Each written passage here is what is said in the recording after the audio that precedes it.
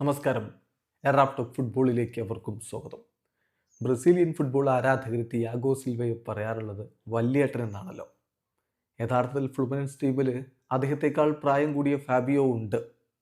എങ്കിലും 40-കാരനായിട്ടുള്ള Thiago Silva അവരുടെ ടീമിൻ്റെ കാര്യങ്ങളൊക്കെ നോക്കുന്നൊരു കാരണവർ തന്നെയാണ്. ഇന്നലെ നടന്ന മത്സരം, അതായത് ഇന്ന് അർദ്ധരാത്രി നടന്ന മത്സരത്തിൽ ഇന്റർ മിലാനെ പരാജയപ്പെടുത്തിക്കൊണ്ട് തിയാഗോ സിൽവയുടെ ഫ്ലുമിനൻസ് ക്വാർട്ടർ ഫൈനലിലേക്ക് കടന്നിരിക്കുന്നു. ആ കളിക്ക് ശേഷം അദ്ദേഹം കണ്ണീരണിയുന്ന കാഴ്ച, വളരെ ഇമോഷണൽ ആവുന്ന ഒരു തിയാഗോ സിൽവ, അദ്ദേഹത്തിന് നേരെ ഓടിയെടുക്കുന്ന, അദ്ദേഹത്തോടൊപ്പം സെലിബ്രേറ്റ് ചെയ്യാൻ ഓടിയെടുക്കുന്ന ഫ്ലുമിനൻസിൻ്റെ താരങ്ങളും ചില കോച്ചുമാരും, അതൊക്കെ വല്ലാത്തൊരു ഫ്രെയിമാണ്.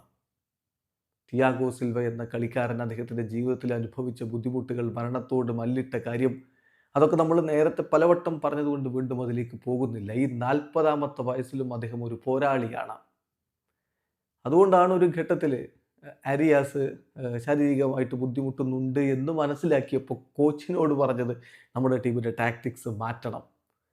അരിയാസിനെ ഡിഫെൻഡിങ് ഡ്യൂട്ടിയിൽ നിന്ന്, അദ്ദേഹം സ്ട്രൈക്കറാണ്, മാർക്കിംഗ് ഡ്യൂട്ടി കൂടി അദ്ദേഹത്തിന് കൊടുത്തിരിക്കുകയാണല്ലോ, അത് ഒഴിവാക്കി കൊടുക്കണം.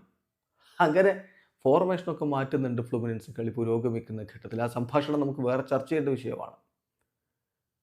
അങ്ങനെ ടീമിൻ്റെ മൊത്തം കാര്യങ്ങൾ ഓർഗനൈസ് ചെയ്തുകൊണ്ടാണ് ഈ ടീമിനെ ഇങ്ങനെ കൊണ്ടുപോകുന്നത് തിയാഗോ സിൽവ.